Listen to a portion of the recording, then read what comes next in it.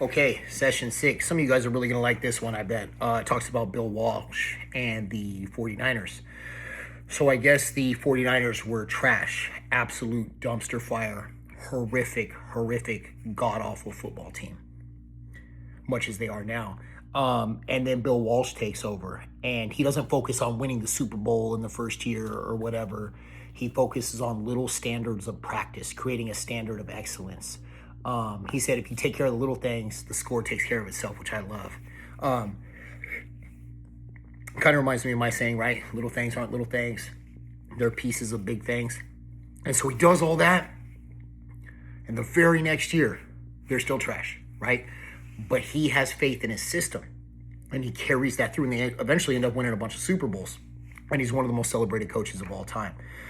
And I think for Pest Pros, that tells us that we can, take care of the final score, which, have that be sales or production or AR or whatever it may be, by taking care of the little things, dialing in every single little thing. We talk about, efficiencies and stuff like that. Well, that really is what carries us to that success in the end.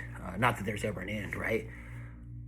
But we have to tell ourselves, focus on the little things in our control, and the big picture stuff will take care of itself. I think that's really the lesson I take from that section.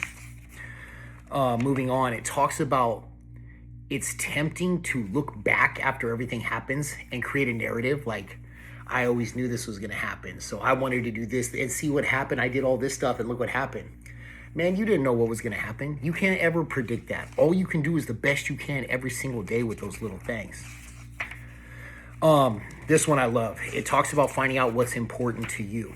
So we have to be real careful not to, and this seems simple, but not to compare ourselves to other people, right?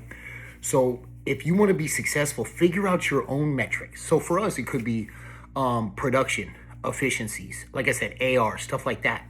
We shouldn't be looking at other pest control companies and trying to beat them. We just focus on what it is we can do. Now let's talk more about ego. If you're an area manager per se, I won't get into that. But if you're an area manager, focus on what you can do for those in your charge to make them as successful as possible. Don't worry about what the other area manager is doing and trying to beat them numbers wise. The only time you should ever look in somebody else's cup is to make sure they have enough, right? Don't compare yourself, because you need to make sure that accomplishing your goals will give you a sense of satisfaction. You should never try to get those words more than or better than, because it'll drive you crazy, right? And it'll take away your joy. Moving to the last one, it says the strongest poison ever known came from Caesar's laurel crown. If I remember correctly, a laurel crown is like that crown of like leaves and flowers that a Caesar would wear. Julius Caesar, but he is a Caesar, right?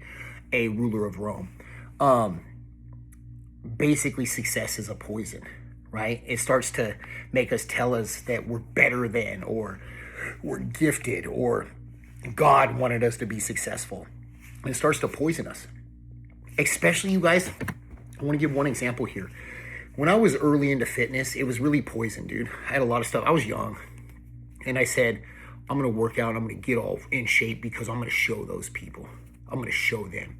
And I'd be working out and I'd be like, man, this person wronged me and this person wronged me. And that would work for a little bit. Maybe help me get in better shape, but it poisoned my mind.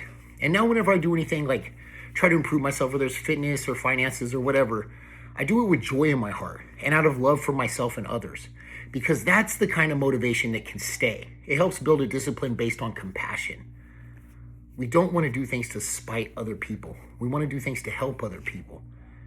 And I think success and ego especially can cause us to want to be successful to harm other people.